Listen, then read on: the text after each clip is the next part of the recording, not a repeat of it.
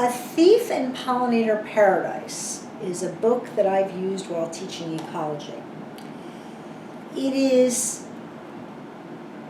high interest due to the really terrific photographs that have been taken and manipulated for this book. The reading level the reading level can be a little bit more challenging, even though there are vocabulary words and explanations in the back of the book, which is why I also have a step-up companion to the book called The Thief in the Meadow. And it is the same story, although it's a bit simplified, and the story is shorter, and the vocabulary is a bit more simplified than A Thief in Pollinator Paradise. These books do have instructional materials that go along and a PowerPoint that goes along with them. But if the students that you're working with or the children that you're working with might have trouble with the vocabulary in this book, this offers an alternative for students perhaps even as young as 8 or 9. Certainly it could be shared with students that young, with teachers reading it or parents reading the stories with them. A Thief in Pollinator Paradise.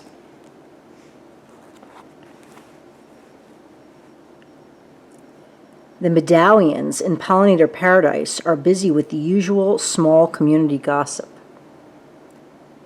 The merits of growing in the sun versus the shade, the tree limb that dropped with a crack in the night, and the citrus scent filling the air. As they chat, the flowers and their co-evolutionary partners, the insects, do their respective jobs. As they chat, the flowers and their co-evolutionary partners, the insects, do their respective jobs, producing and transporting pollen. They are so preoccupied, in fact, it takes them a while to realize that many products have gone missing from their peaceful meadow environment.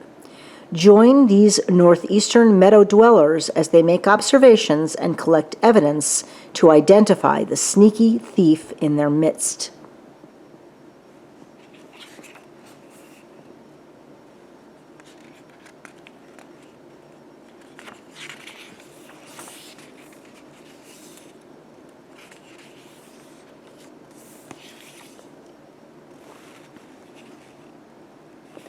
Just as we need time-lapse photography in order to watch plants move, acoustic devices are essential to hear infra- and ultrasonic messages plants send.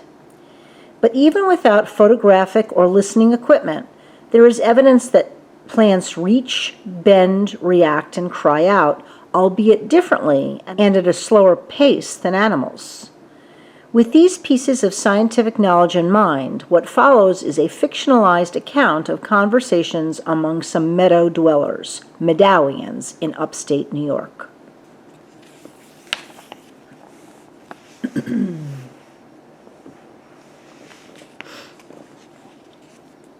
Who's who in Pollinator Paradise?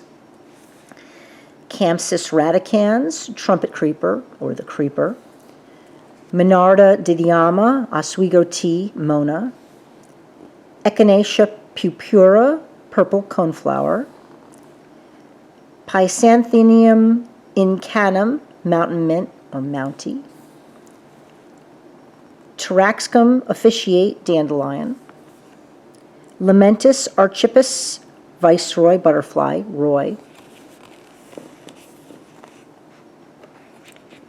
Populus section Aegeros, cottonwood. Pinus strobus, eastern white pine tree.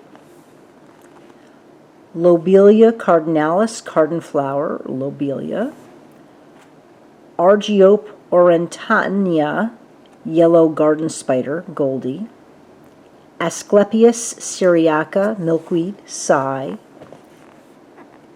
Donus plexippus, monarch butterfly, Archie. Aquilegia canadensis, wild columbine, Collie.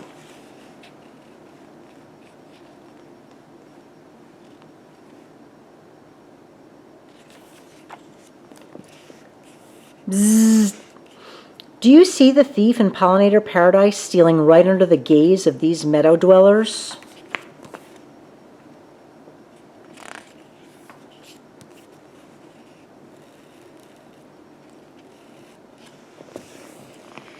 Did you hear that crack last night, Lobelia? Asked Collie. Zzz. Yeah, I think that big pine over there dropped one of his branches, surmised Lobelia. Zzz. A branch down? That's great, chimed Sigh. Maybe more light will filter through to us. I just love that sun beating down, don't you, Collie? Asked Sigh. Zzz. A little is nice, Sigh, but I'm happy over here where the trees are casting their shadows, she disagreed. Bzzz, zzz. I agree with Collie. I like some sun, but I need to be over here where I can get my fill of cool water, said Lobelia. Bzzz. Oh, sure. You two would rather hang out in the shadows, Sigh responded. At this point in the day, there are more and more of them.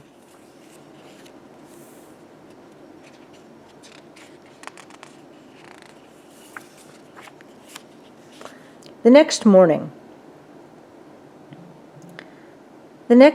Sigh, still trying for blossomnal harmony with Collie and Lobelia, said, well, no matter what your feelings on sunshine, you have to agree that the piney, minty, citrusy aroma in this field is great today. I've got to agree with you on that, my friend, Roy piped in as he did a flap, flap, glide over to Mountie and Mona, the minty, citrusy, fragrant florals. Bzzz. Look at that little poser copying Archie, criticized Lobelia. Bzzz. Zzz. Lobelia continued, that imposter is hovering over there to get all their nectar. Actually, Roy is a versatile survivor, defended Collie. Sure, he'll sample some nectar from Mountie and Mona, maybe even the creeper growing on the old snag, and probably other flowers in this field. But he's not a picky eater. We need viceroys just like we need earthworms, bacteria, and termites. They all digest dung and carrion. I bet Sigh wouldn't be enjoying pleasant fragrances if that stuff were laying around. Zzz. Ugh, you've got that right, chimes Sigh. Still, Roy is a bit of a mimic, you have to admit. Zzz, bzzz. With a slight breeze, Archie, the monarch, floated close to Lobelia. As he listened to the conversation, he pictured Roy, the viceroy. Said Archie, if Roy is imitating me, then I say imitation is the sincerest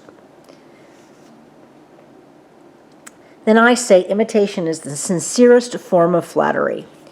You're the real deal, Archie, complimented Lobelia. After he drank some nectar with his proboscis, Archie continued, monarch caterpillars have improved survival because we eat milkweed leaves, Sigh. I remember seeing that when Archie was little. He ate a lot, interjected Collie. Sorry, Sigh, but we've got to live, said Archie. Monarchs are one of just a few organisms that can ingest the cardinalides in my leaves without getting sick, offered Sigh. Zzz. I'm very thankful for that wonderful chemical you make. Without it, birds would have me for dinner. You fed me when I was a pupa, and now as well. In return, let me help you as I assisted Lobelia, said Archie, as he invaded Sigh's nectary, getting pollen on his legs as he did so. Much more adroitly, he then moved to another of Sigh's flowers and again drank from the nectary, this time depositing the earlier gathered pollen. A perfect example of mutualism, my future offspring, thank you, responded Sigh. As do mine, called Lobelia, as Archie floated off toward Old Snag and the creeper in the middle of their field. Bzzz, bzzz, bzzz.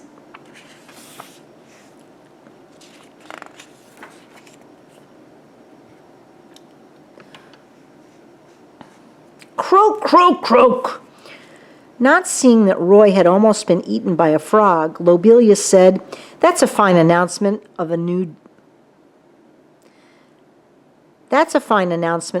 day to no one in particular. Zzz. I think he's croaking because he's mad, joked Roy, as he flapped his wings, getting closer to the cardinal flowers. A breeze turned Lobelia to face Roy. Psst, that's not why frogs croak. Besides, what would he be mad about? Asked Lobelia. He's annoyed because I made him miss breakfast, answered Roy. I doubt that. Look at the size of that bullfrog. You couldn't make him do anything, snooted Lobelia. Zzz. Zzz. I sure did. He couldn't gulp me up because I taste bitter and noxious, countered Roy. Zzz. More like obnoxious, she retorted. Zzz. Roy started to speak, but Goldie interrupted him. Thief! Thief! She exclaimed as she zipped about. What got stolen? Asked Roy. Part of my web. I was just about to rebuild the center of my web when I noticed it drooping because somebody pilfered my structural anchor silk, Goldie huffed as she crossed her two front appendages. Yes. I see your web is flying in the breeze. Maybe the wind just took some of it away, suggested Lobelia. Zzz.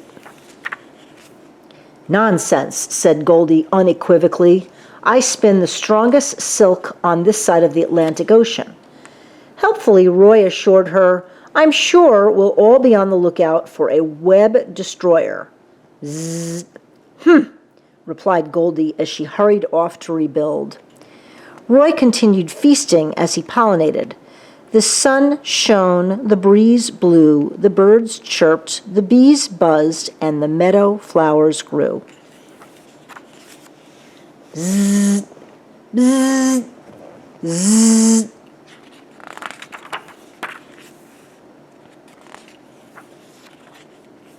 Bzzz. Seeing Goldie's annoyance and the hungry frog, Roy observed there were 2 Medowians unhappy yesterday. Cy and Collie, who remembered yesterday morning's goings-on, bobbed their petals in the breeze, agreeing with Roy's assessment. Lobelia insultingly said, Puh, I don't know what you're talking about, Roy. Maybe Goldie the spider was a bit miffed about her damaged web, but frogs croak, that's what they do. I'm sure if he had wanted to eat you for breakfast, he would have. He probably wanted something more substantial than a little monarch wannabe. Bzzz. Oh, really, Lobelia, stop being such a brat, said Collie. Roy's orange markings are just as legit as Archie's. Is that true? Lobelia stared at Roy with astonishment. Oh, yes. As caterpillars, we feed on willow tree leaves which contain bitter salicylic acid. Surely that is what made the bullfrog spit me out. I am very glad to know you haven't been deceitfully passing yourself off as something you're not. I have newfound respect for you, Roy. Lobelia bobbed toward him gently in the breeze. Roy unfurled his proboscis for the nectar which Lobelia was now offering. On the contrary, viceroys are survivors. We deceitfully pass ourselves during each phase of our lives, sometimes even as lowly wastes. We live on and reproduce like I'm helping you do now. As he deposited pollen from one flower to the next, Lobelia looked at her frenemy and said, We have a truly symbiotic relationship, Roy.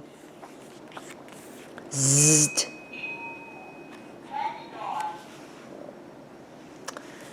Zzz. Collie and Cy's leaves fluttered in the wind, waving at each other. Zzz. Bzzz.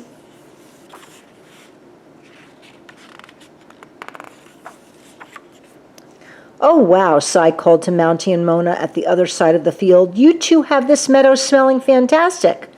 I'm not sure what scent I'm picking up. Is it honey and vanilla? Mountie and Mona bent slightly in the breeze and looked at each other. Thanks, but it isn't us, Mona yelled back.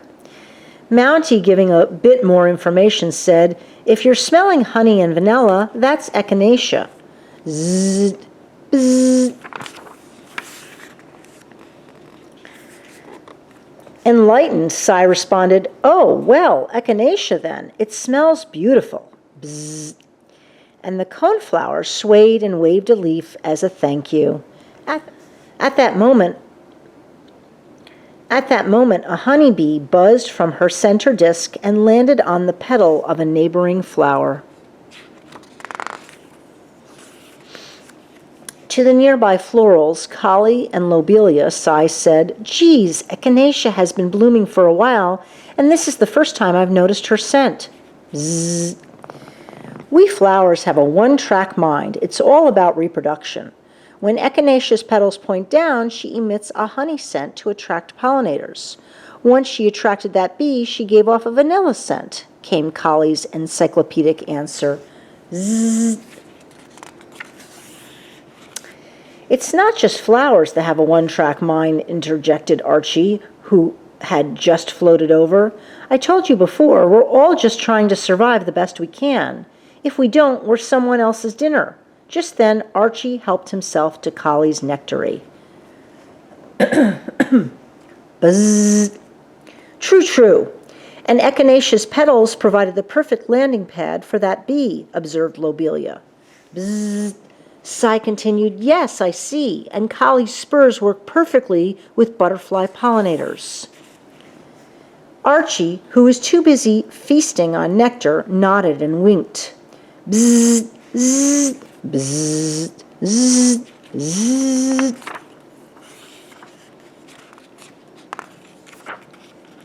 Zzz. Lobelia sees that she and Roy have a symbiotic relationship. We flowers and our pollinators do have symbiotic relationships.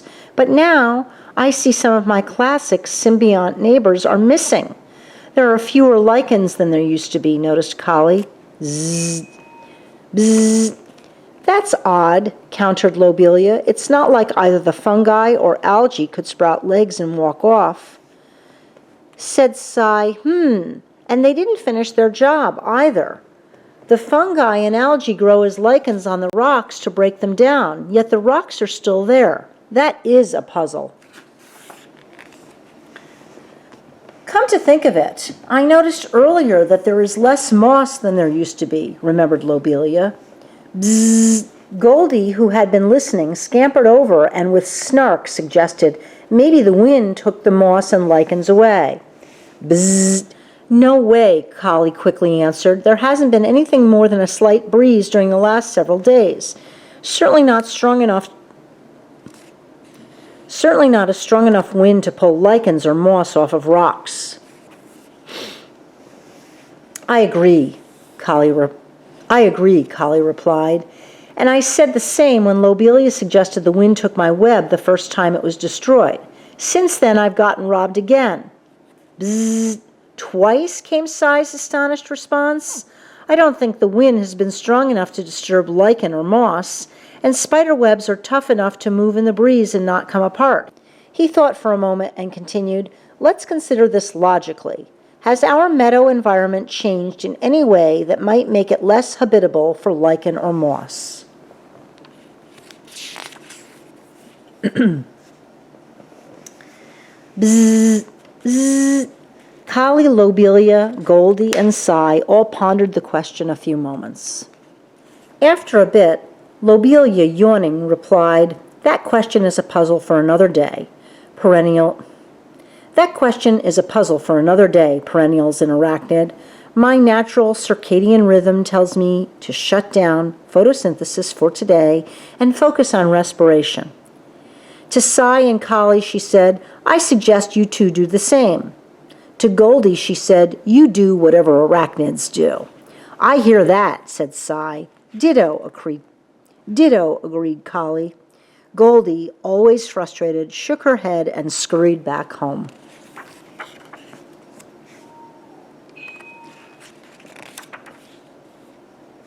Bzzz. Collie began the morning with the following statement. What we know so far is that sections of Goldie's web have gone missing twice. I can see that some lichens on these rocks are missing, and Lobelia can see that some moss near her is missing. Cy and Lobelia nodded in the breeze. Archie and Roy tilted their antennae, and Goldie crossed her forelimbs and replied, Bzzz, zzz. Collie continued, I think that we need to do some reconnaissance to find out if there's anything else missing from our meadow. That sounds reasonable, agreed Lobelia. Bzzz. Yes, some research. Smart, said Archie. Good thinking, Collie, Roy chimed in. Cy was delighted everyone was on the same page. He said, I'm in. Ever the naysayer, Goldie guffawed. How will you manage that, Cy? I can't remember the last time I saw you take a jog over to the big pine tree. Obviously, we need the locomotive members of our Medowian community to assist with our recon mission, Collie said without reacting to Goldie's tone. Bzzz. Absolutely. Roy, glide across the field to Mountie and Mona's area and then circle around to the river. Archie continued, I'll float around the trees surrounding the field. We'll meet back here with a report. With 2 flaps of his wings, Roy was on his way.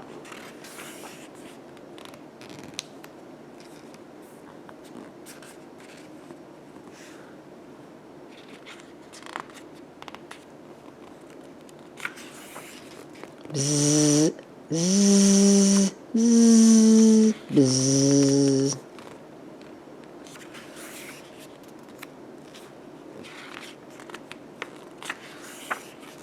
With a flap, flap, glide, Roy arrived and immediately reported lots of fluffy dandelion down, and quite a few sections of cattails were noticeably absent from our environs.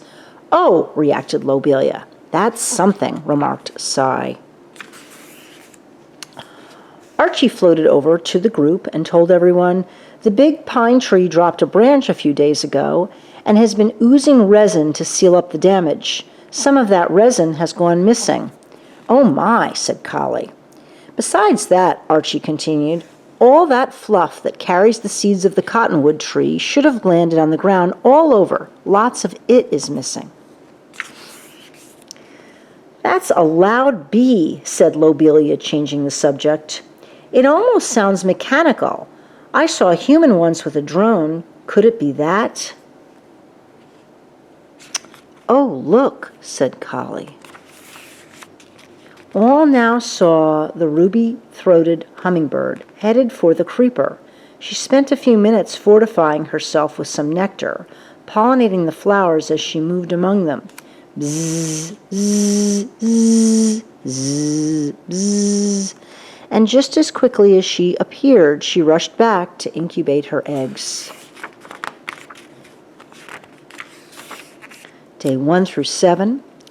During the following days, the Medowians paid better attention to Ruby's comings and goings as she gathered nectar and tended to her eggs. Day 8 through 14. Cy, Lobelia, Collie, and all of their Medowian friends solved the mystery of the thief in Pollinator Paradise. Oh, how cute.